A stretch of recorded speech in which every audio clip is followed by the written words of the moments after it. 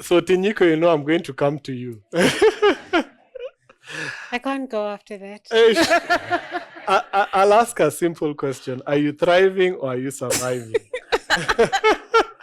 Or you can just tell us whether you feel like has it moved from where Mam Nonko was, or do you feel like we're still there? Yeah. I think a lot of what Mam Nonko says resonates, and I really feel that as the next generation, we're standing on shoulders of giants, because a lot of sacrifices of her generation had to be made so that we can be where we are today. I think of when I wanted to do my studies in 2023, and really as a mother to a 4-year-old, my first thought was I have to leave my child to go and study in the US for 2 months. That is my first thought, not whether I can do it, not whether if I'm competent, but that is the thought. And that is the burden, well, not say burden, that is the challenge that women have to go through, to think about how they, I won't even say balance, because there's never a balance, how they work through being a family mom and work through advancing their career. So I wouldn't say no progress has been made. I think that the sacrifices, Mam Nonko, of your generation, we are reaping the benefits of it. I think we've come a long way. Yes, we still have a long way to go. And for me as a leader, I'm always conscious of how we can try and make things better for the next generation. And try and learn from those experiences. So if I went through something difficult, there's no reason for the person that's coming after me to suffer, for me to say, no, because it was hard for me, it must be hard for you. So because it was hard for me, I don't want you to go through that. So I need to think about how I improve the lives of women, of young people who are maybe a man who's trying to be a present father for his family, who can't work the hard deadlines. Maybe he needs to go to his child's soccer game or whatever. So I think, am I thriving? I like to believe that we are at a place where it's better. I think things can always be worked on. I think the next challenge is how, as young people coming into positions of influence at such earlier stages in our careers, we need to balance that, because it is that way. When you're starting to peak, you're thinking about having a family and you have to make a call, and something has to give. It is either your marriage, it is either your children, it is either your career. And at some point, you need to think about what you're willing to give less attention to. Yeah. And one surprising thing about you is your son and yourself, you share a birthday, right? Yes. Not by design. Not by design. God's plans, not mine. You didn't do as an accountant, you didn't do the maths. Right? No. Count back. No, I didn't. So I actually, if I had it my way, if I had done the maths, we would not have the same birthday. Okay. But I think God had a different plan for my life. Yeah. But we share a birthday because I was in labor on my birthday, and he then showed up earlier.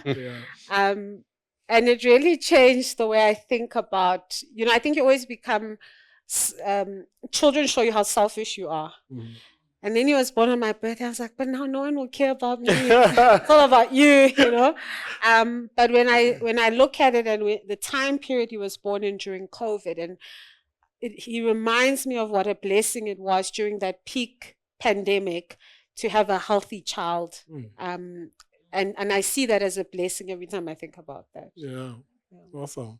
And the one book or one personality writer that you cite in your interview is Robin Sharma, and a particular book, a particular notion. I want you to expound on that. Yeah. So still when I was studying, I read the book The Leader Who Had No Title by Robin Sharma. I think he's written quite a few books since then.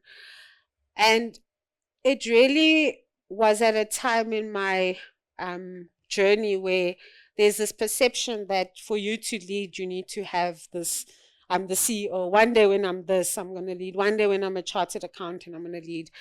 And he talks about how in every area that you are in, you can be a leader and you can show up in excellence before someone needs to give you a title. Whether you're a grave digger, there's a fable, there's quite a few fables in the book, but it stood out for me because it meant that even before you are recognized or somebody grants you a title, you can still show up as your best. You can still take ownership of what you're doing. And it really shaped how I thought about my career, because I never set out to say one day I want to be the CFO of a company. That wasn't really the dream. It was, I'm going to do the best and show up in excellence in this piece that I've been entitled to. And when people give me something, they must know that it's in the best hands. And that if she says she's going to do it, she's going to do it. If she says she's going to show up, she's going to show up. And it was regardless of the position and regardless of who is watching you. Because I think sometimes people wait to be seen or to be recognized to then show up as their best self. But as you learn that it's about self-management and self-leadership, you show up as your best self even before expecting somebody to recognize you.